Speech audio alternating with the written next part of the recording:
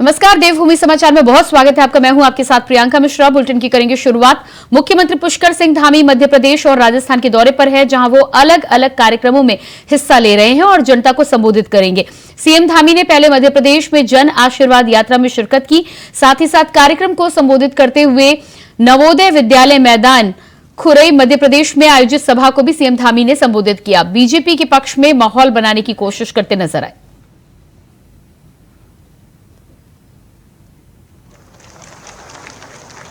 मुख्यमंत्री शहरी भू अधिकार योजना के अंतर्गत श्री सीताराम चौधरी जो प्रधानमंत्री महिला आरक्षण बिल पेश होने पर बीजेपी की प्रदेश प्रवक्ता सुनीता विद्यार्थी ने महिलाओं को बधाई दी और शुभकामनाएं दी हैं। उन्होंने कहा है कि आखिरकार मोदी सरकार ने वो कर दिखाया है। देश की आधी आबादी यानी महिलाओं को सशक्त करने का निर्णय लिया गया है, जिसमें महिलाओं को राजनीति में आरक्षण का रास्ता अब साफ हो चुका है। बीजेपी प्रदेश प्रवक्ता ने यह भी कहा कि आरक्षण बिल के पास होने के साथ ही साथ देश और राज्य में महिलाएं और सशक्त होंगी।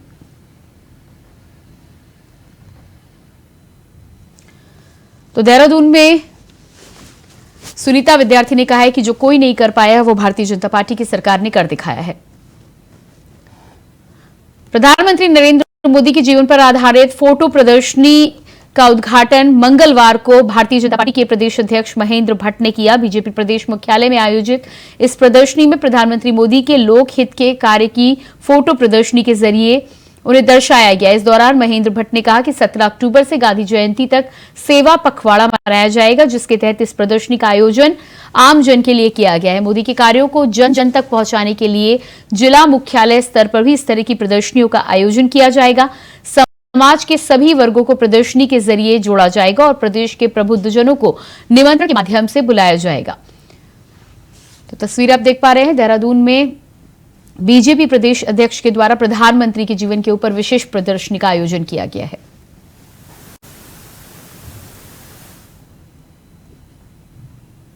देश के प्रधानमंत्री नरेंद्र मोदी के जन्म दिवस को देश भर में सेवा सप्ताह पखवाड़ा के रूप में मनाते हुए जगह जगह कार्यक्रम को भारतीय जनता पार्टी के द्वारा आयोजित किया गया। इसी कड़ी में डोईवाला के नुन्नावाला में हुए कार्यक्रम में संविदा व बेरोजगार स्टाफ नर्सेज महासंघ के उत्तराखंड सरकार की तरफ से नुन्नावाला शुभ हेरिटेज फॉर्म में रक्तदान शिविर का आयोजन किया गया।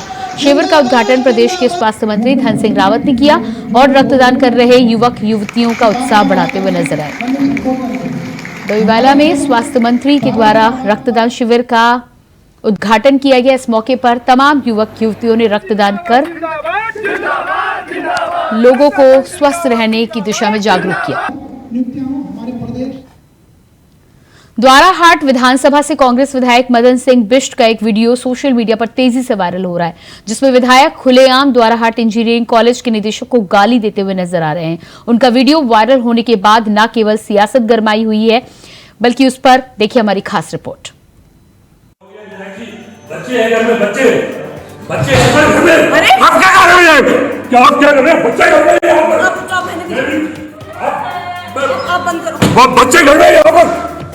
आप क्या कर रहे हैं यहाँ पर? आप बच्चे घर में यहाँ पर आप लोग क्या कर रहे हैं यहाँ पर? भारतीय जी सब लोग सारे फिगर नहीं यहाँ आप जाइए।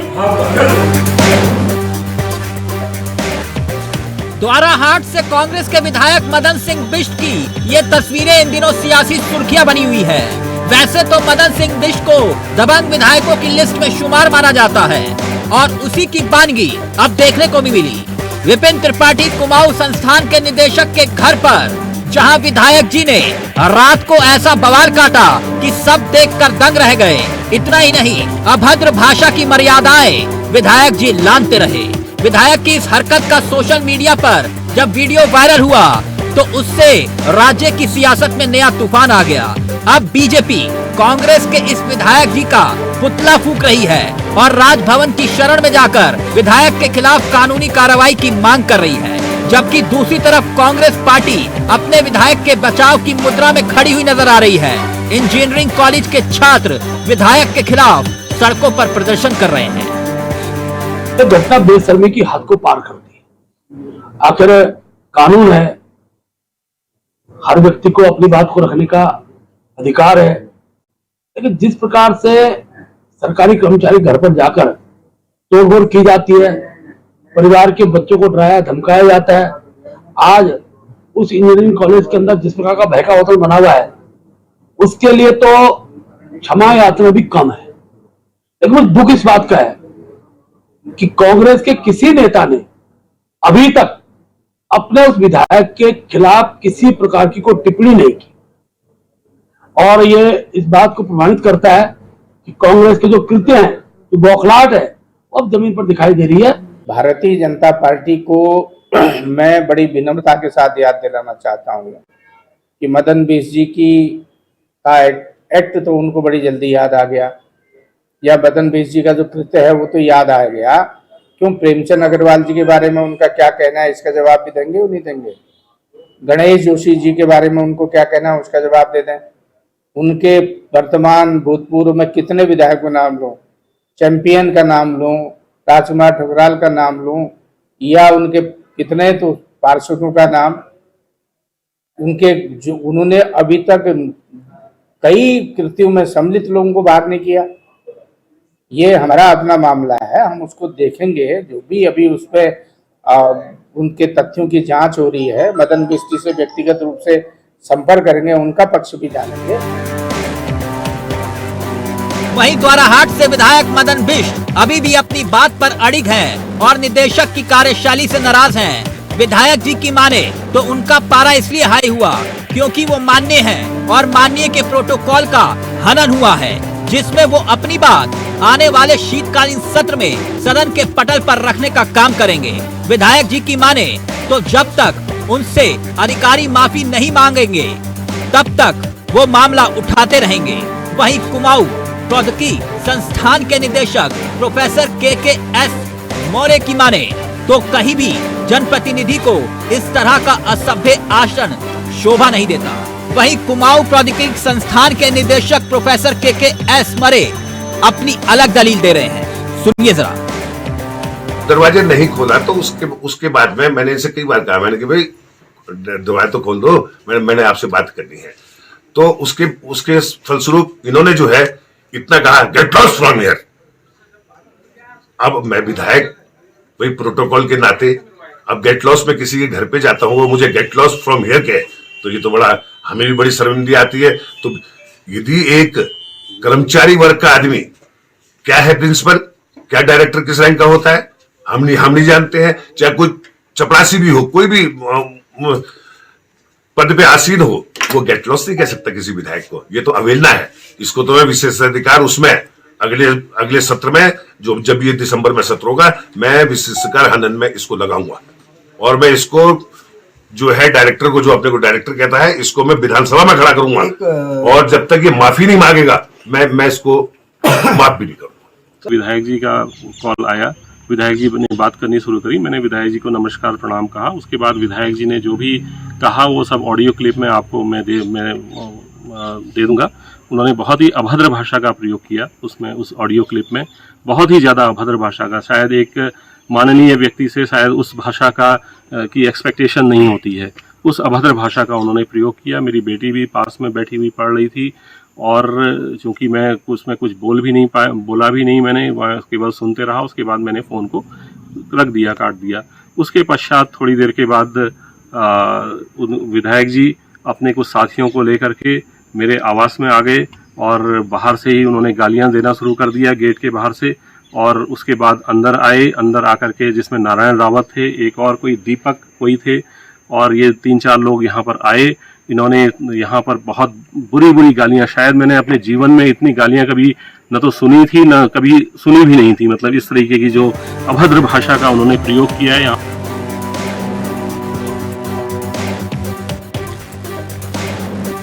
कांग्रेस विधायक के वायरल हुए वीडियो पर भले ही भाजपा नाराज होती हुई नजर आ रही है और विधायक के खिलाफ कार्रवाई की मांग कर रही है, मगर कड़वी सच्चाई ये भी है कि उत्तराखंड कांग्रेस पार्टी अपने इन्हीं विधायक पर कोई कार्रवाई नहीं कर सकती, क्योंकि पार्टी का संविधान ये सब अधिकार पार्टी आला कमान को देता है, यानी कि हाई कमान। मतलब विधायक या फिर आईसीसी के या फिर किसी सदस्य के खिलाफ कार्रवाई पर सिर्फ पार्टी हाई कमान ही मोहर लगा सकता है। Bureau report, India voice, Dehradun. बच्चे हैं घर में, बच्चे बच्चे घर में आप क्या कर रहे हैं? क्या आप क्या कर रहे हैं? बच्चे घर में यहाँ पर बच्चे घर में यहाँ पर आप क्या कर रहे हैं? यहाँ पर आप बच्चे घर में यहाँ पर आप लोग क्या कर रहे हैं? यहाँ पर सब लोग सारे टिकट की यहाँ आओ, आप जाइए।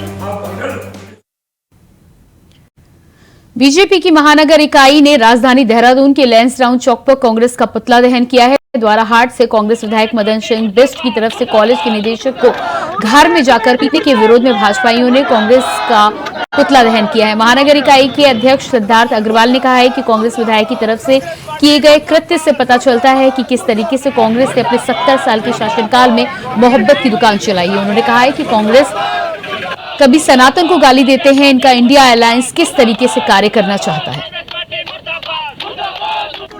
तो तस्वीर आप देहरादून की देख पा रहे हैं। कांग्रेस विधायक मदन सिंह बिष्ट के वीडियो वायरल होने के बाद भारतीय जनता पार्टी सीधे तौर पर कांग्रेस पर निशाना साधती हुई नजर आ रही है। एक तरफ विधायक का वीडियो वायरल होने के साथ ही साथ दूसरी तरफ सनातन को लेकर जिस तरह से इंडिया गठबंधन के द्वारा लगातार आए दिन बयान आ रहे हैं, उसको लेकर भारतीय जनता पार्टी ने न केवल कांग्रेस का पुतला दहन किया बल्कि कांग्रेस पर आरोप भी लगाए।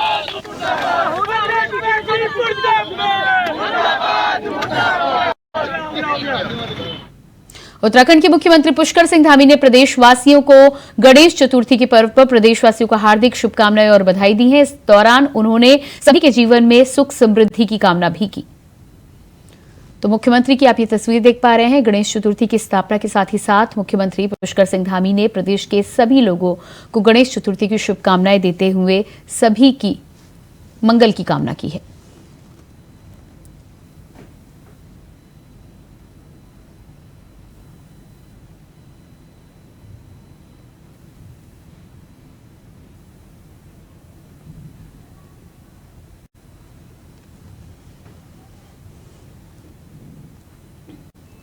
हर साल की तरह इस साल भी गणेश उत्सव की धूम देखी जा रही है। बाजार मूर्तियों से सज चुके हैं और लोग अपने घरों में गणेश की मूर्ति की स्थापना के लिए बाजारों से जमकर खरीदारी कर रहे हैं। इस दौरान दुकानदारों का कहना है कि इस वक्त पहले की तुलना में ज्यादा मूर्तियां बाजार में लगी हुई हैं, लेकिन अब पहले जैसा मुनाफा इस धंधे में नहीं है क्योंकि अधिकतर मूर्तियां बाहर से मंगवाई जाती हैं, जिसके चलते उन दुकानदारों का मुनाफा कम हो गया है। साथ ही साथ उन लोगों से भी अपील की गई है कि मिट्टी की मूर्तियां ज्यादा से ज्यादा खरीदें।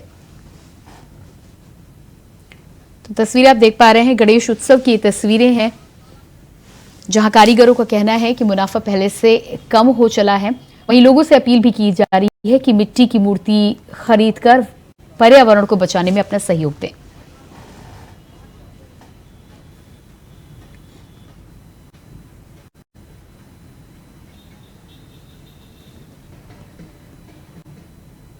रानीखेत में गणेश चतुर्थी पर भगवान गणेश का भव्य डोला निकाला गया। दरअसल गणेश चतुर्थी के मौके पर बप्पा की पूजा अर्चना के बाद नगर में भव्य डोला, बच्चों के बैंड, ढोल आदि के साथ शोभा यात्रा निकाली गई। शिव मंदिर में पूजा अर्चना के बाद मूर्ति की स्थापना की गई, जहां यह महोत्सव 9 दिनों तक मनाया जाएगा।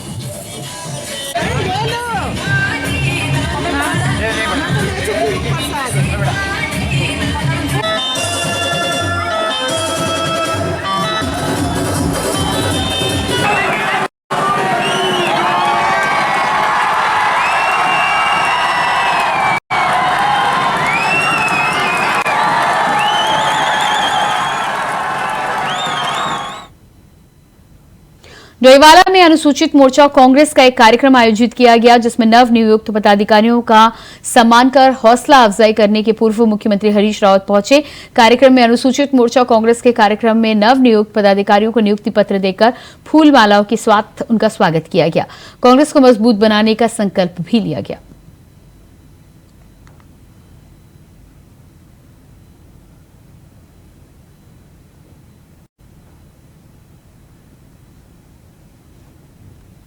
लक्सर के चर्च रोड के पास एक व्यक्ति को शव मिलने से सनसनीखेज मामला सामने आया है। दरअसल शव रोड के पास पानी से भरे हुए गड्ढे से बरामद किया गया है। सूचना मिलने पर पुलिस मौके पर पहुंची है। शव को बाहर निकाला गया है। मृतक की पहचान बबलू के रूप में की गई है, जो आदर्श कॉलोनी का रहने वाला बताया जा रहा है। मामले को लेकर पुलिस क्षेत्राधिकार मनोज कुमार ठाकुर ने बताया है कि मृतक की मौत पानी में डूबने से हुई है, लेकिन फिर भी सभी पहलुओं पर जांच की जा रही है। तो लक्सर की तस्वीर आप देख पा रहे हैं। बताया जा रहा है कि युवक का शव मिलने के बाद पुलिस लगातार छानबीन में जुट गई है। पुलिस को आशंका है कि डूबने से युवक की मौत हुई है।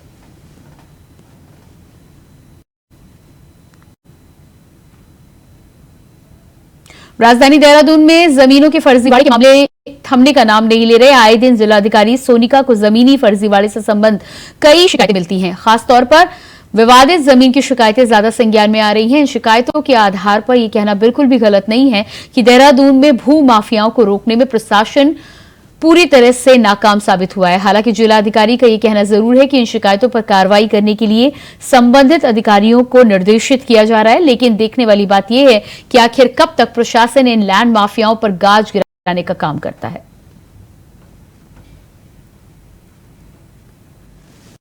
तो तस्वीरें आप देख पा रहे हैं जिलाधिकारी के ऑफिस की तस्वीरें, जहां पर उन्होंने जनता दरबार लगाया था। इस दौरान शिकायतों की यदि बात की जाए तो जिलाधिकारी का कहना है कि भूमि से जुड़े हुए मसलों को लेकर ज्यादा शिकायतें सामने आ रही हैं। भारतीय किसान यूनियन पटेल ने सोमवार को लक्सर में ट्रैक्टर महारैली निकाली है। तहसील मुख्यालय पर जोरदार धरना प्रदर्शन करते हुए तहसील प्रशासन और अन्य विभागों पर जमकर हल्ला बोला। वहीं यूनियन ने 10 सूत्रीय मांगों को लेकर एसडीएम को ज्ञापन सौंपा है। मांगे ना माने जाने पर रेल के चक्का जाम करने की चेतावनी भी दी गई है। यूनियन नेताओं और अन्य किसान नेताओं ने धरना सभा में बोलते हुए कहा कि पिछले दिनों क्षेत्र में आई भीषण बाढ़, लेकिन अभी तक तमाम किसानों को सर्वे कर उसका मुआवजा नहीं दिया गया है। किसानों की समस्या को लेकर शासन प्रशासन के लोग गंभीर नहीं नजर आ रहे। उनका कहना था कि 10 बीघा फसल नष्ट होने पर किसानों को महज 2,500 रुपए का चेक दिया जा रहा है। इसके अलावा लेखपाल के द्वारा किसान से रिश्वत की मांग भी की जा रही है। तहसील के कर्मचारियों के द्वारा किसानों का सर्वे करने के नाम पर जमकर अवैध वसूली हो रही है। साथ ही किसानों का यह भी कहना है कि सरकारी नौकरी करने वाले कर्मचारियों के वेतन में बढ़ोतरी की जाती है, लेकिन किसानों के मुआवजे में नहीं।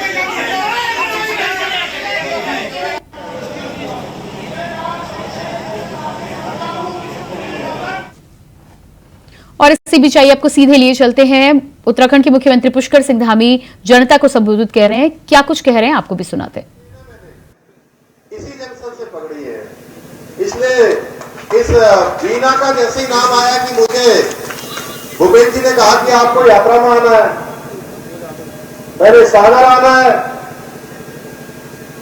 फिर खुराई जाना है और खुराई के बाद बीना जाना है।